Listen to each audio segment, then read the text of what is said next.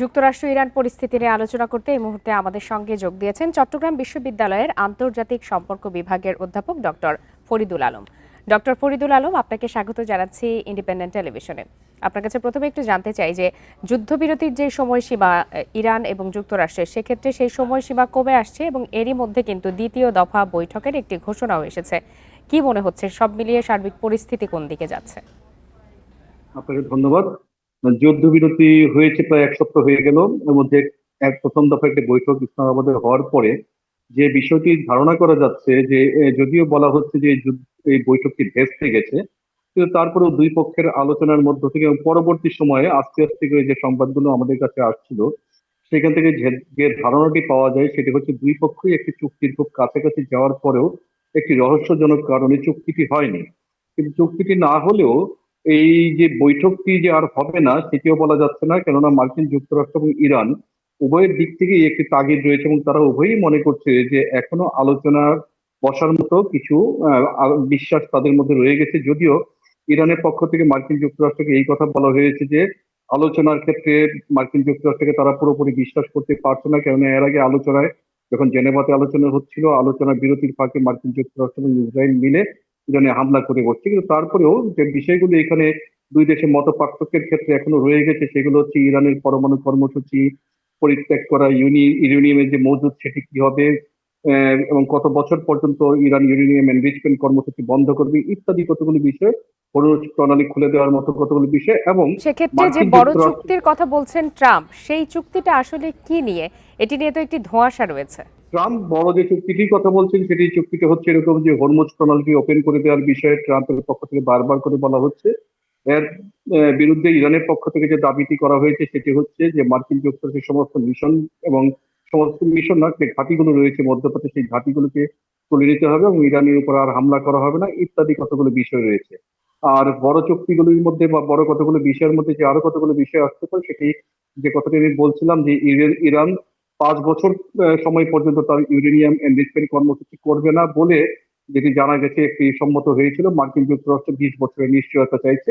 হয়তো দুই দেশের মধ্যে যদি আবার আরেক দফা আলোচনা হয় সেক্ষেত্রে হয়তো একটি আশ্বাসের জায়গা তৈরি হতে পারে যে ইরান হয়তো 5 বছরের জায়গায় 10 বছর একটা এক্সটেন্ড করতে পারে, হরমুজ প্রণালী খুলে নিবে। এখানে লেবানন ইস্যু আছে। ইরানের পক্ষ থেকে বলা হয়েছে লেবাননে যদি যুদ্ধবিরতি না হয় তাহলে এই ধরনের চুক্তি মানা হবে না এবং এই বিষয়টি মার্কিন যুক্তরাষ্ট্র তার কগনিজেন্সে নিয়েছে। এবং আপনাদের সংবাদেও যেটি বলা হয়েছে লেবাননের সাথে কিন্তু ইতিমধ্যে একটি ধরনের আনুষ্ঠানিক বৈঠকের একটি প্রাক বৈঠক শুরু হয়েছে রাষ্ট্রদূত পর্যায়ে, এবং সেটিও ধারণা করা হচ্ছে যে দুই দেশের শীর্ষ পর্যায়ে একটি বৈঠককে ত্বরান্বিত করবে, যে বৈঠকটি হয়তো ওয়াশিংটনে হতে যাচ্ছে। এবং সবকিছু থেকে ধারণা করা যায় জেডি ভেন্সি পরবর্তী সময়ে ইরানের সাথে যে মার্কিন যুক্তরাষ্ট্রের আলোচনা সেটিকে নেতৃত্ব দিবেন। এই আলোচনাটি হতে পারে তুরস্ক বা ইসলামাবাদে, তবে ইসলামাবাদ চেষ্টা করছে এই সাফল্যের অংশীদার হওয়ার জন্য।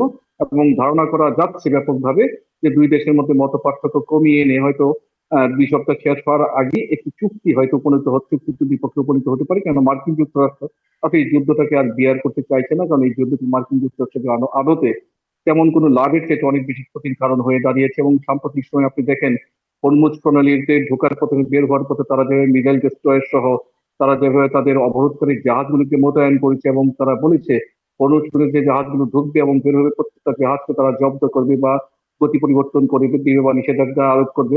এই জিনিসগুলি মার্কিন যুক্তরাষ্ট্র আন্তর্জাতিক জলের সঙ্গে আদৌ পারে কিনা এটা নিয়ে কিন্তু ইতিমধ্যে একটি বিতর্ক তৈরি হয়েছে, কারণ জাতিসংঘের সমুদ্র আইন বিষয়ক কনভেনশন অনুযায়ী কিন্তু কারণ ট্রাম্প কিন্তু ফক্স নিউজকে এর মধ্যে জানিয়েছেন যে যুদ্ধ শীঘ্রই শেষ হতে পারে।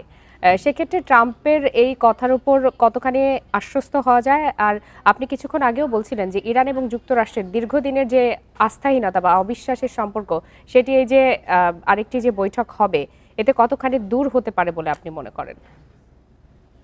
আপনার প্রথম প্রশ্নের উত্তরটি হচ্ছে ট্রাম্পের এই কথার উপর কতটুকু আশ্বস্ত হওয়া যায়। এর প্রশ্নের জবাবে বলছি শুধু আমি না, ট্রাম্পের কথার উপর আসলে কেউই তেমন বেশি আশ্বস্ত হতে চান না।